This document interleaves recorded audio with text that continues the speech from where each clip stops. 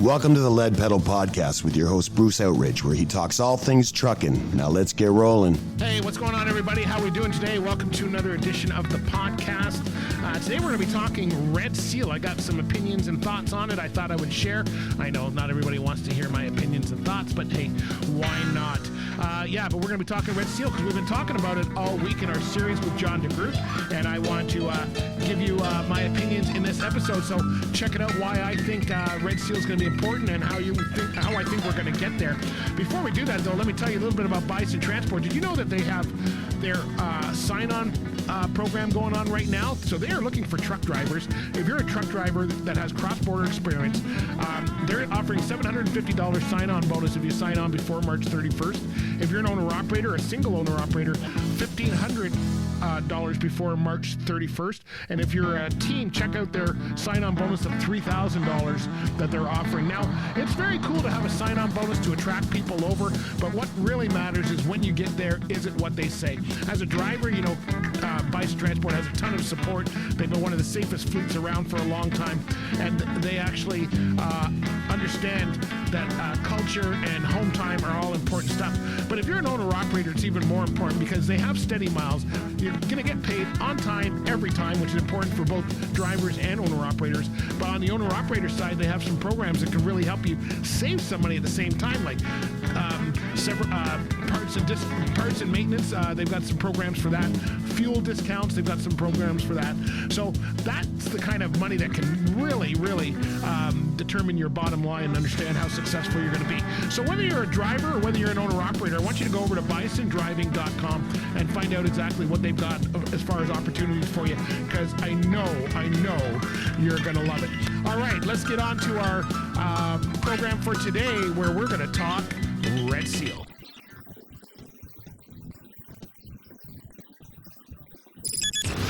By far my favorite station. You're the best. Oh, yeah. I love you guys.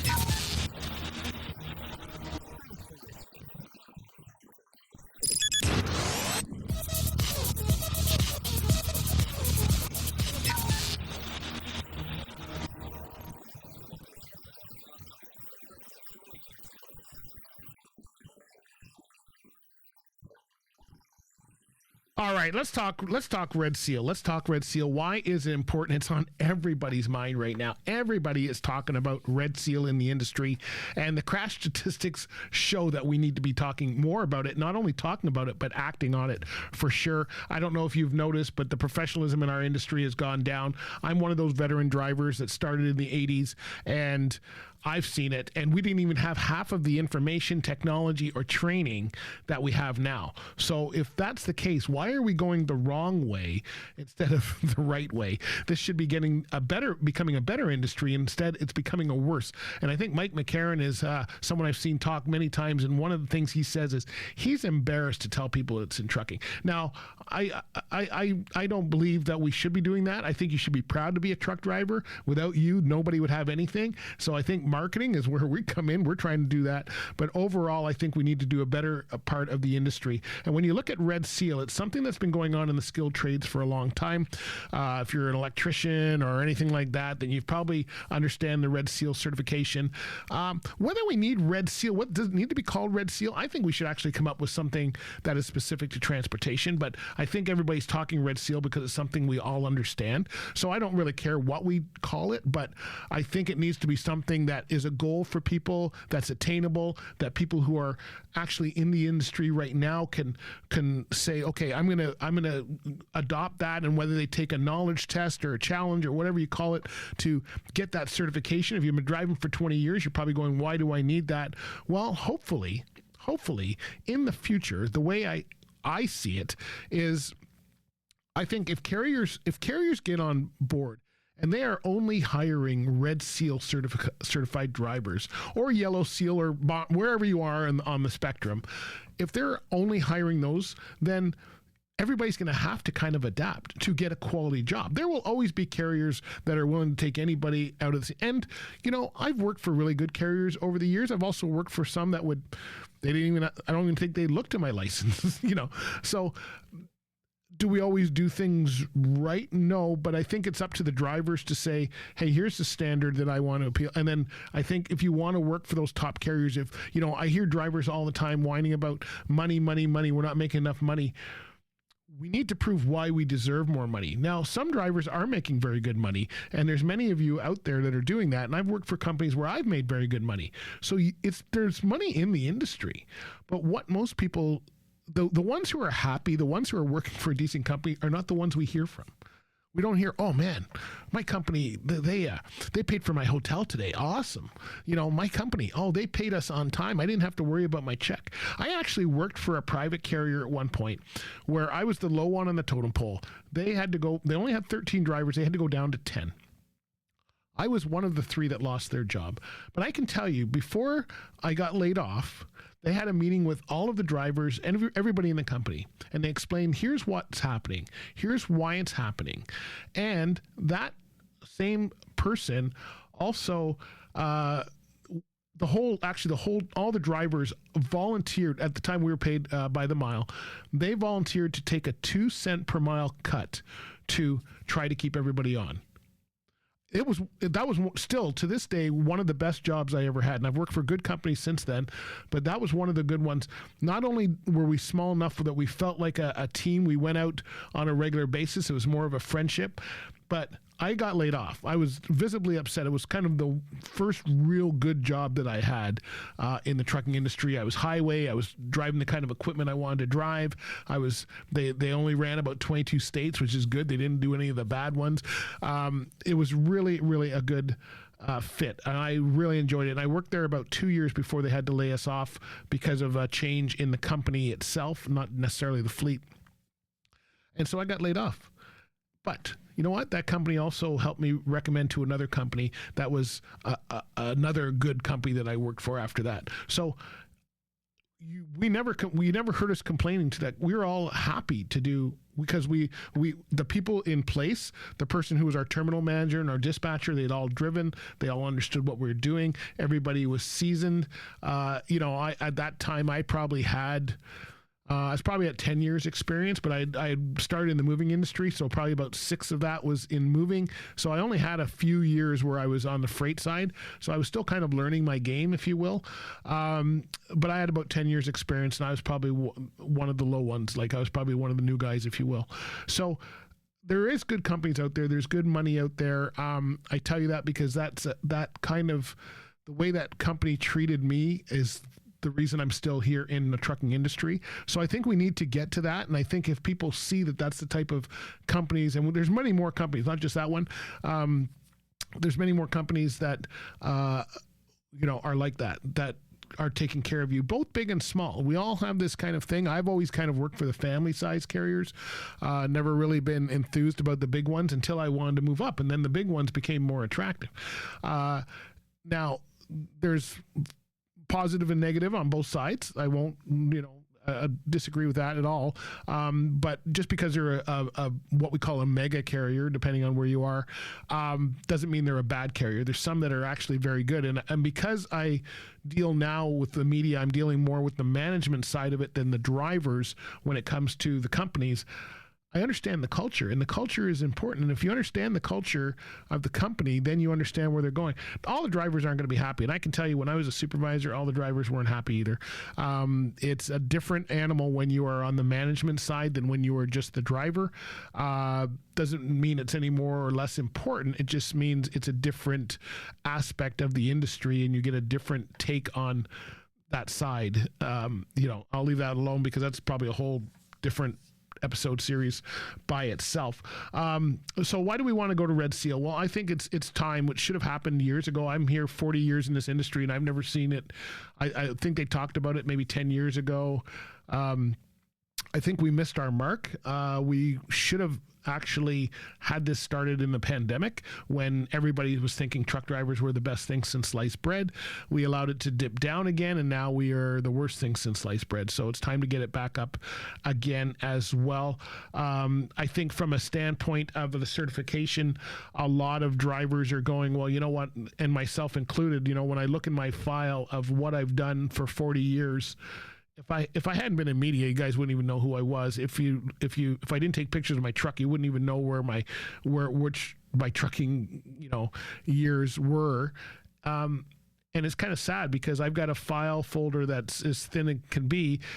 In it are some thank you notes from people that I changed a tire from at the side of the road. There's a few courses I took when I became a supervisor as far as dealing with people and all that kind of stuff, accident investigation, all that. But really, that's about it. There's not a lot in there. There's nothing to say, hey, you know what? I couldn't even tell you where my safety awards were from a few companies that were in that program. And I think what's really happened is everything in the trucking industry is voluntary, and that's the problem. I mean, the regulations aren't voluntary. You have to follow the regulations. But as far as being on a safety program or showing a safety awards or, retraining your drivers, people talk about retraining. And I saw a friend of mine, Mike, he put it up on his LinkedIn the other day, and he said, training is more than just checking a box. And that's what a lot of companies are doing. Yeah, we have a safety meeting. Everybody take this test, which is so easy. It's not even challenging them, but they make it for the lowest person, experience in the room. And you check the box, put it in a file, and say, yeah, we trained them. But how many times have you really trained them? I know when I was doing training for our safety meetings, I would actually take them to the scale, or we would actually do hands-on. We were transferring chemicals at the time, so we would fill containers with water and transfer that, show us your process, show us where the problems are, dealing with it on a practical level that drivers are not only going to retain, but could say, hey, wait a minute, this is what really happens when you go to a site, I think is critical. And it's something I don't see in a lot of companies. And I understand that it's hard to go through and practically refresh 100 drivers if that's what your fleet makeup is. But at the same time, every pilot in the air has to do that. So why are we not doing that? We've got simulators now. We've got technology. We've got drive-alongs. It used to be that the one person would drive along with everybody. I remember I used to go with I used to do a drive-along with all of our guys probably about once a quarter I would. But that's fine when you have a fleet of 10 drivers. You can do that. You can't do that when you have a fleet of 2,000. So how do you get that retraining in? How are you making sure that they're not slipping into bad habits? Because we all have them. Even the veteran drivers got bad habits. So how are we making sure that is what's going to, the training is sticking? So this is where I think it's really important to have Red Seal. When I look at some of the training that's going on, I think right now a lot of the training schools are starting to jump on board because they see it as a way of, I guess it's going to be two things. It's going to be a way of them bringing in income because it's going to make people go to trusted schools, but they're trying to weed out all those bad actors, and they should, because there's a lot of good schools in the industry that I work with, and I think it's really good. What I don't see, though, is a way for us to do it in a step fashion. And when I talk to some of the drivers, and you'll hear that if you're listening to the podcasts over the month, the episodes, you will start hearing the same thing. And the same thing happened to me, that when I started, I did not start on the highway. I started in a straight truck. Then I went to a city tractor. Then I went to local driving. Then I went to regional driving. Then I went on the highway. It took me, like I was just telling you that story, it took me 10 years to get to kind of my first real highway job. I had done a little bit of highway here. I'd been trained on highway here and there, but I wasn't actively running the highway every week, day to day, until I had probably about 10 years experience. When I think back at it, I would get, a regional highway run, within Ontario once a month in the moving industry, or when I started working for another company, it was a lot of regional highway, but it wasn't highway to cross border, highway to the other side of the country, those kind of things. So that all grew up. And as I went through, so by the time I was doing highway steady, I've got 10 years experience, and then it switched again to, then you started getting into specialty stuff. That took another 5 years of going through that before I found kind of my thing, if you will. And that then was another 15 years on top of that. So that's, we don't see that graduation. Now people are coming out of a school, they don't even know what a truck is, and they're going into a highway situation where they're running the highway and they don't understand the logistics, they don't understand trip planning, they don't understand all this. And yes, I know that some of the schools are teaching this, so it's not that they're not teaching it. It's just, it's one thing to teach it in a 6 to 8 week program, and another thing for someone to actually do it step by step for 2, 3, 4, 5 years. This is a reason that we're all saying that trucking takes 2 years just to learn the industry. It does. It takes 2 years just to figure out what the highway is, so how do we get to that? We need to get to that. And that's actually where it fits in with Red Seal, because as you go through those different pockets, you will get hopefully a certificate as, back in the day, in the 80s, I will say when they had deregulation, that took away things like cartage cards and stuff, which is a way that we were kind of certifying and regulating. I remember companies, even City back then, saying, what is your, do you have a cartage card? Because you needed a cartage card to haul within the city limits. Back in Toronto, back in the day, when I started in trucking, they were phasing that out, but it had been in place for quite a while. Owner operators and people with their own authority had to have certain tickets. You had to have a license to run certain areas. All the carriers started that way. So they took all that away, and now we have the industry the way we have it now. So how do we get it back to not so much so it's overly regulated, but it's overly regulated now? I think we need to get somewhere in the middle where you've got enough, because the people that are coming into the trucking industry are the people, for the most part, especially back in the day, that don't fit anywhere else. My family's accountants. I don't want to be an accountant. I don't want to be in construction. I fit in trucking. Thank God for trucking. I fit in trucking. I wanted to go to different places all the time. I like to meet different people. I like the open road. I like to see what's going on. It's translated into my media business today. So I think we need to get back into that. And I'm hoping the industry is going to jump on board. So now that brings us to the next part. What's required for the industry? I'm going to tell you all about that here in a minute, so stay with us. Be sure to share the podcast on your favorite social media channels. Hey, before we go on, did I tell you a little bit about Chrome Supply Warehouse? That's a place where the veteran drivers are getting their parts. And you know what? It's one of the coolest places on the planet. Go to Belleville, Ontario. It's at exit 538 in the north side of the highway.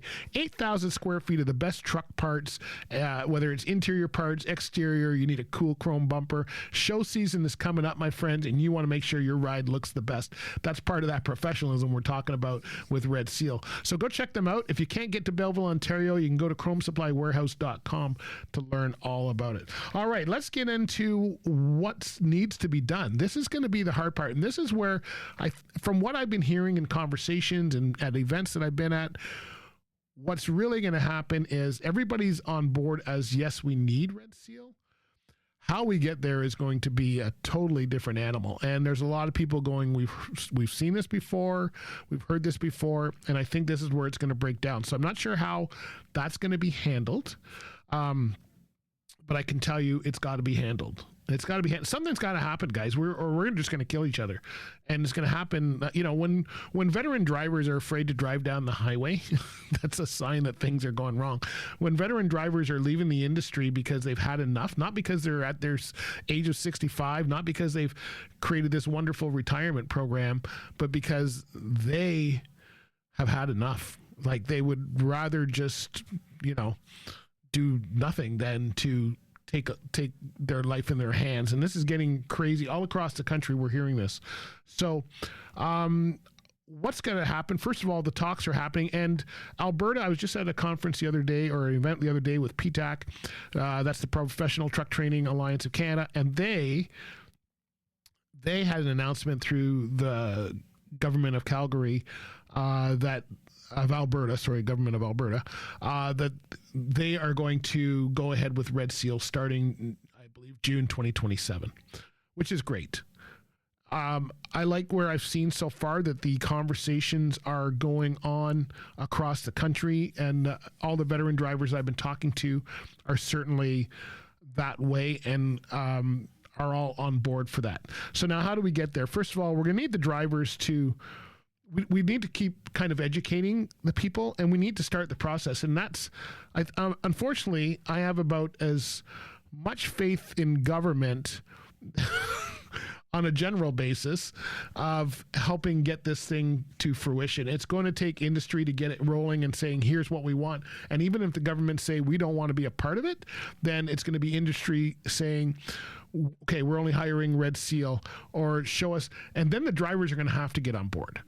So I think there needs to be a start where we maybe start with those veteran drivers, and that's starting with people like John DeGroot and some of the others that we've had on the show talking about it. Once they get on board, once we can lay out what the framework will look like, we need to get some of those veteran drivers, we need to adopt them in. We need to get them to challenge the test, whatever, know what it is, and get them in, because those ones are the ones that are teaching the new people coming in. And then it's gonna be a matter of the drivers getting on board, and the reason they'll want to get on board hopefully is through more pay and better companies.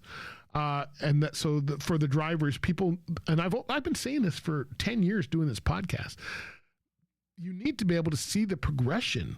You know, you should not be able to go and be a safety manager of a company if you've never actually driven for more than a couple years and never done half the stuff.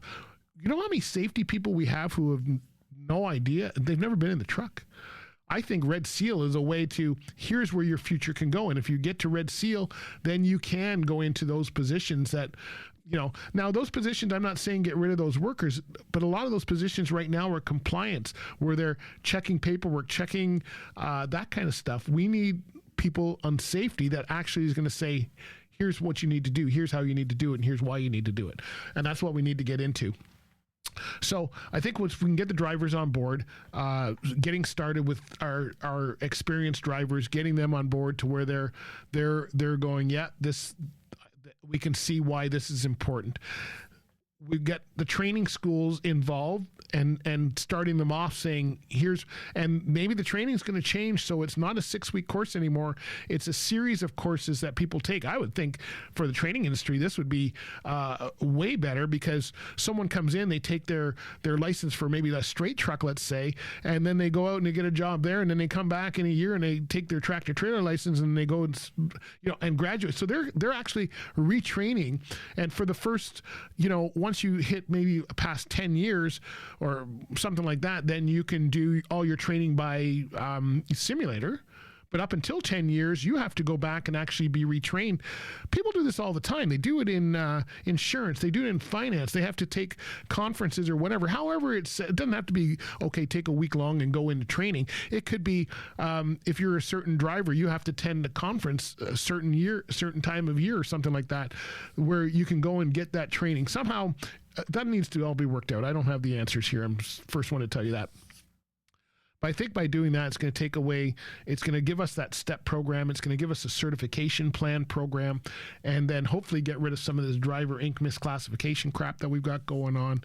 And then the carriers have to be willing to, and maybe the benefit for them is the benefit for them is going to get better drivers, but maybe also a branding play where they can say, hey, you know what, we're a Red Seal carrier. I'm sure that's going to work better for them when they're going into negotiations for their, for hauling freight and negotiating with different shippers and that kind of stuff. So I think for everybody, it's going to be a win-win, but everybody needs to kind of get on board and understand what it's going to be. And there's going to always be those carriers that don't want to get on board. There's going to be those training schools who don't want to be part of it. That's fine. If the carriers don't hire from those people, then let them do their thing, because you know what all that enforcement has to do is go, okay, this person's Red Seal, this company's Red Seal, this person has all their training. So if you're doing all of that, you should be doing everything right. So where are they going to focus their time? They're going to focus their time on the 20% that aren't doing anything right. And they're just going to get pulled over to where the drivers go, you know what, I've had enough. I'm going to get my Red Seal, I'm going to move on. And if they don't want to move on any further than, let's say, straight truck, well, that's fine. They don't have to move on any further. They can just stay there and go, I'm happy driving a straight truck for 25 years. Awesome.